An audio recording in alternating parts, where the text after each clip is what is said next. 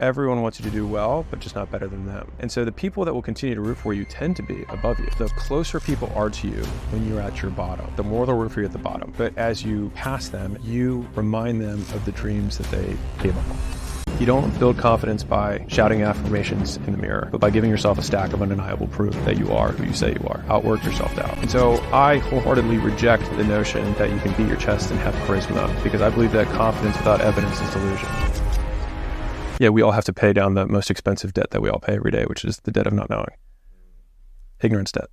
So he writes $50,000 underneath the million, and then he subtracts it, and it says $950,000. He looks at it and he says, every single year, he said, you pay life $950,000 for not knowing how to make $1 million. And so it's one of the haunting thoughts that I have of like, man, why am I not making $1 billion a year? And you got to, I mean, obviously this is for people that are, you don't have to be a billionaire or make $1 million. Move the zeros, and you have a guarantee.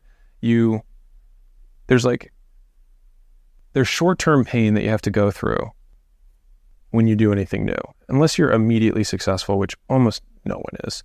And so there's a big pill of humility that I think a lot of people aren't willing to take, because it hurts to drop in status. So, statement that has gone incredibly viral is that you don't build confidence by shouting affirmations in the mirror.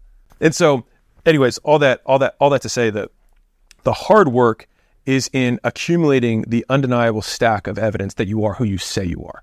I think that the approval-seeking behavior is super difficult to break in general, because as children, we are trained to be humans through approval.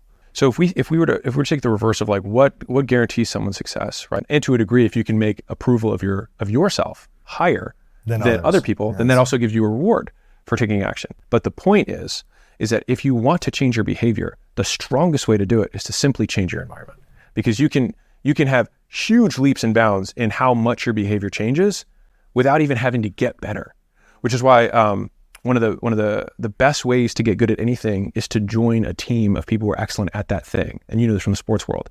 Like if you can join a championship team, you automatically adopt the cultural norms, the rules of behavior of that group. And you either get assimilated or you get rejected if the culture's strong enough. Yes. If it's a championship team. Yeah. You fear some sort of punishment, which we can reframe as failure isn't failure, only your fear of judgment upon failure is the thing that you're afraid of. And so if you can change what you're measuring yourself on to the activities rather than to the outcome, you say, I'm the type of person who will continue to do without seeing the result of my doing, then the world will belong to you. Because there's only a handful of people who can keep working and keep doing without seeing the external benefit. And those are the people who can beat everyone. And they win. Every time. They win.